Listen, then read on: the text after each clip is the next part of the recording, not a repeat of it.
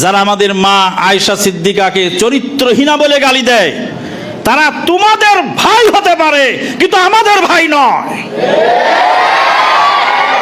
আমি আল্লাহর কাছে দোয়া করি, আল্লাহ তুমি আমাকে আবু বকর সিদ্দিকের সঙ্গে হাসরের ময়দানে উঠার তৌফিক দিও।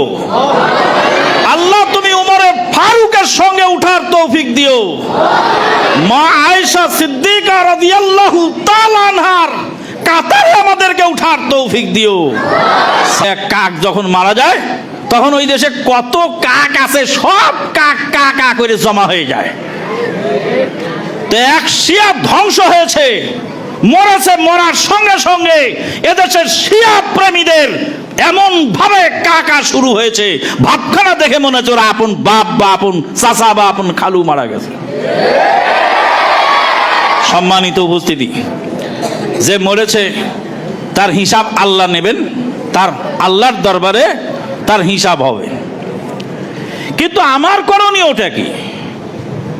তার জন্য এত শোকে তাপে মায়ায় কান্নায় আমি ফেটে পড়ি কেন? আর গালাগালি করারই বা দরকার কি? যেমন গালাগালি করাটা উচিত নয়, তার মৃত্যু হয়েছে, তার আমল এবং তার আকীদা বিশ্বাসের জবাবদিহিতা সে আল্লাহর কাছে করবে, ওটা তো আমার হিসাব নয়। তাকে আমি গালাগালি বা করব কেন?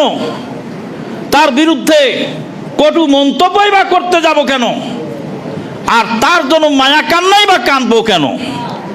কমসে কম জাতিকে সতর্ক করে দিতে হবে যে এরা মুসলিম নয়, এরা আমাদের ভাই নয়। আমাদের একজন আলেম বলছিলেন, প্রখ্যাত আলেমে দিন, তিনি বলছিলেন শিয়ারাও আমাদের ভাই। আমরা বলছিলাম যারা আমাদের মা আয়েশা সিদ্দিকাকে চরিত্রহীনা বলে গালি দেয়, তারা তোমাদের ভাই হতে পারে কিন্তু আমাদের ভাই নয়।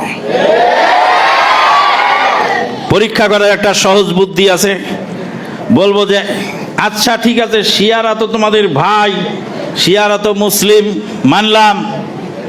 তিনি তো এই যে ইব্রাহিম রাইসি মারা গেল, ইব্রাহিম রাইসি বড় হিতাকাঙ্ক্ষী, বড় মুজাহিদ, মুসলমানদের দরদি বন্ধু মুজাহিদ মারা গেছে।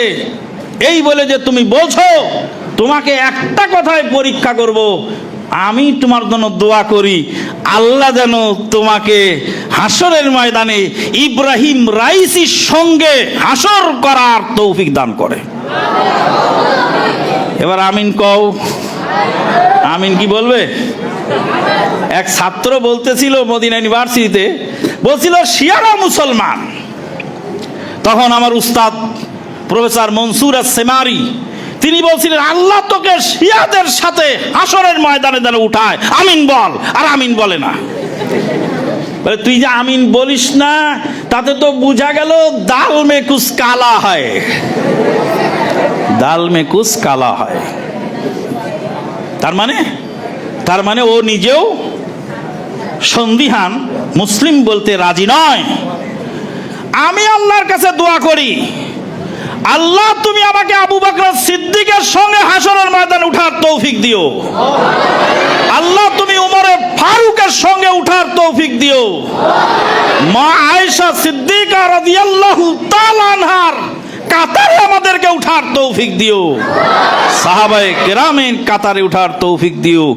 এই শিয়াদের থেকে, এই জালেম থেকে, এই বেঈমান থেকে আমরা দুনিয়াতেও আমরা সম্পর্ক ছিন্ন ঘোষণা করছি, হাসরের ময়দানেও সম্পর্ক ছিন্ন অবস্থায় উঠতে চাই।